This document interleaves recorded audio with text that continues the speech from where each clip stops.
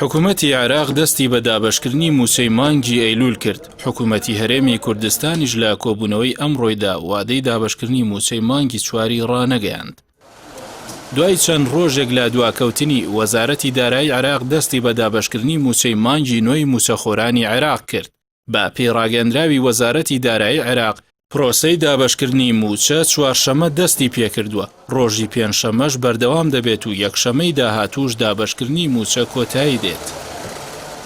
بەشێک لە ئەندامانی پەرلەمانی عێراق باز لەوە دەکەن حکوومەتی عێراق پارەی پێویستی بۆ دابەشکردنی موچە لە بەردەستدا بوو، بەڵام بۆ دروستکردنی فشار لەسەر پەرلەمان دابەشکردنی موچەی دواخستووە. ئەمەش لە پێناوی ئەوەی پەرلەمان یاسایەکی دیکە پەسەند بکات کە بەهۆیەوە حکوومەتی عێراق بتوانێت قەرزی تر بکات. هاوکات لە سەرئاستی هەرێمی کوردستان ئەنجومەنی وەزیران کۆبووەوە، بەڵام وادەی دابەشکردنی موچەی مانگی چواری ڕانەگەیاند.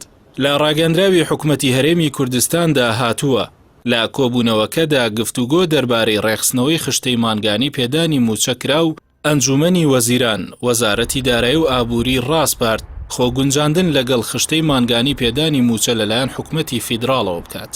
حکوومەتی هەرێم بۆ دابەشکردنی موچەی مانگی چوار چاوەڕێی ناردنی 320 میلیارد دینارەکەی بەغدایە. پێشبینیش دەکرێت هەفتەی داهاتوو حکوومەتی عێراق پارەکە بنێرێت. ڕۆژی سێشەممە موستەفا کازمی سەرۆکوەزیرانی عێراق لە میانەی کۆبوونەوەی لەگەڵ وەفدێکی باڵای کۆمەڵ با سەرۆکاتی مامۆستا عەلی باپیر ڕایگەیاند بوو بەم زوانە پارەکەی هەرێم دەنێرن. ئەمە لە کاتێکدا حکوومەتی هەرێم لە دابینکردنی موچە شکستی هێناوە. موچەخۆرانی لە مانگی دەدا موچەی مانگی چواریان وەرنەگرتووە.